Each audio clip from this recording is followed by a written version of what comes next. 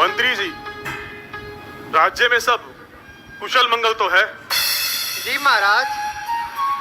प्रजा को किसी तरह का कोई कष्ट तो नहीं? नहीं नहीं महाराज, आपके प्रताप से सब कुशल मंगल है महाराज।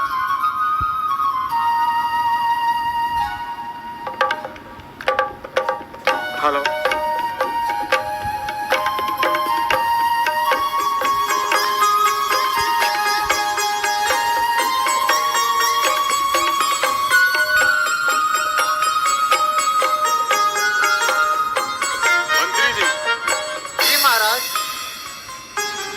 संसार में अनेकों राजा राज्य करते हैं, किंतु ऐसे बहुत ही कम राजा होते हैं जो अपनी प्रजा के हितैषी होते हैं।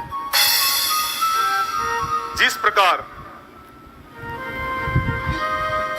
प्रजा का स्नेह राजा के राज्य को संजो कर रखता है, उसी प्रकार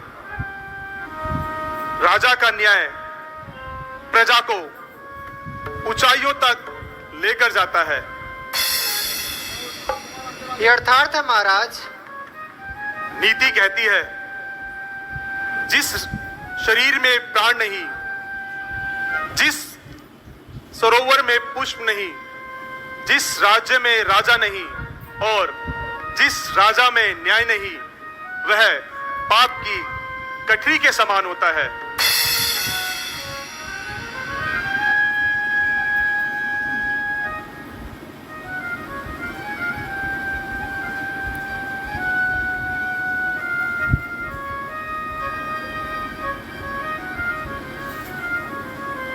हे द्वारपाल, मैं श्रवण कुमार महाराज से मिलना चाहता हूँ।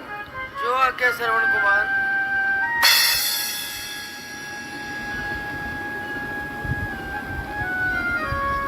महाराज की जय हो। कहो द्वारपाल, क्या सूचना लाए हो? महाराज, द्वार पर श्रवण कुमार आए हैं। क्या कहा? श्रवण कुमार आए हैं? उनको आदर सहित द्वार में लेकर आए। जैसी आज्ञा महाराज। चलिए श्रवण कुमार।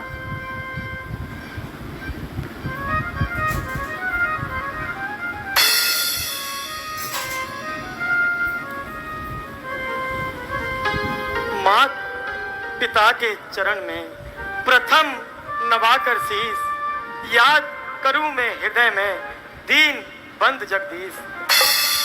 गुरु वशिष्ठ के चरण में है मेरा आदेश, नमस्कार है आपको दशरथ अवध नरेश। शुभ दिन, शुभ पल, शुभ घड़ी, शुभ अवसर, शुभ काल, श्रवण मम नगर में आए और मैं हुआ निहाल। निसंदेह इष्ट देव सब जानकर तजकर कपट विचार, मात्र भक्त संसार में श्रवण एक अवतार। गुरुदेव, मैं बड़ा बनकर नहीं आया, मैं बालक बनकर आया हूँ। हे नाथ, तुम्हारे द्वार पर याचक बनकर आया हूँ। हाँ हाँ, कहो पुत्र, अपने आगमन का कारण भी कहो। गुरुदेव, जिस प्रकार बिना पत्नी के, बिना पति के पत्नी, बिना श्रद्धा के शिष्य और बिना न्याय के राजा पाप की खान होता है, उसी प्रकार एक पुत्र का जन्म माता पिता की भक्ति के बिना नार कीड़े के समान होता है। गुरुदेव, आपको तो ज्ञात है मेरे माता पिता में सदैव का अंधापन है, वही मेरी चिंता का कारण है। मिटे जीवन मेरा गुरुदेव, मैं चाहता हूँ मिटे जीवन मेरा, आत्मा में उनकी बल आए, महारोगी मैं बनूं, दूर उनका रोग हो जाए, न्योछावर उन पर हो जाऊं, अगर कह दे जरा कोई, मैं अपने प्राण भी दे दूं, जो हो उनकी दवा कोई। परंतु बेटा, क्या तुम अपने माता पिता के अंधे होने का कारण भी जानते हो? नहीं गुरुदेव, नहीं जानता, परंतु जानने की अभिलाषा अवश्य है। तो सुनो, तुम्हारे माता पिता जन्म से अंधे नहीं हैं। उनके कोई पुत्र नहीं होता था। उन्होंने पुत्र प्राप्ति के लिए कठोर तप किया। तब ब्रह्मा जी ने प्रसन्न होकर कहा कि तुम्हारे भाग्य में पुत्र का मुख देखना नहीं है। यदि तुम अंधा होना स्वीकार करो तो हम तुम्हें पुत्र दे सकते हैं। हे वत्स, इस प्रकार उन्होंने अंधा होना स्वीकार करके पुत्र मांग लिया। हे वत्स, इस प्रकार तुम्हारा जन्म हुआ। धन्य है, धन्य है यह उपकार गुरुदेव, यह उपकार। इतनी ममता, इतनी उदारता, विशाल हृदय, एक पुत्र के कारण पृथ्वी पर सोए, सूखे पत्ते खाए और अंत में अंधा होना भी स्वीकार किया।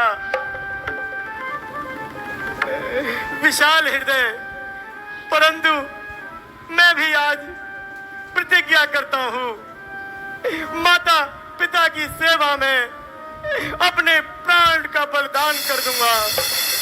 संसार को माता पिता की भक्ति दिखाता हुआ अपने जीवन का अंत कर दूंगा। अपनी चिंता नहीं, चिंता है उनके काम की। जिस तरह भी सूरत बने, शूरत बने आराम की। धन्य है तुम जैसे पुत्र की ही आवश्यकता है। गुरुदेव, अब विलंब न कीजिए, मेरी आशा शीघ्र ही पूर्ण कीजिए। है आपकी दया में ही उपकार, आपकी दया में ही आराम दीन का, उपकार होगा आपका और काम दीन का। गुरुदेव, बतलाइए वह उपाय क्या है? गुरुदेव, बतलाइए वह उपाय क्या है? उन आंखों में ज्योति का वास हो। यदि तुम अपने माता पिता को मथुरा, काशी, बद्रीनाथ, केदारनाथ आदि तीर्थ स्थानों के दर्शन कराओगे तो ईश्वर की कृपा से उन्हें स्वस्थ पाओगे। धन्य है उपकार गुरुदेव, महाउपकार। अभी यह संवाद मैं जमात पिता को सुनाता हूँ। मैं खाली हाथ आया था, अब झोली भरकर जाता हूँ।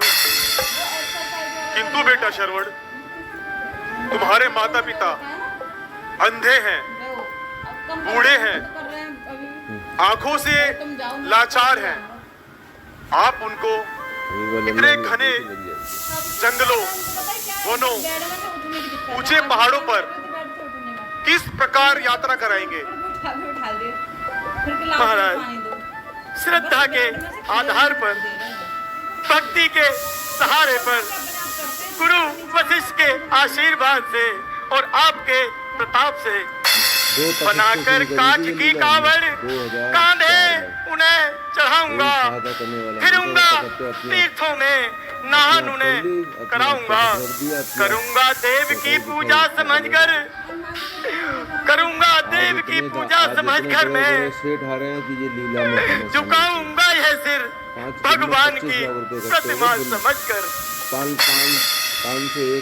धन्य है श्रवण कुमार, संसार को आप जैसे पुत्र की ही आवश्यकता है। क्यों ना हो, माता पिता के चरणों में जिसका प्रेम प्रधान, संकट सब संसार के उसको सरल महान। गुरुदेव, मेरे माता पिता मेरी राह देख रहे होंगे। अब मुझे आज्ञा दीजिए। जैसी इच्छा। बहुत खर्च होता है, आप देखो ना क्यामत में कितना खर्च होगा, बहुत पैसा खर्च होता है।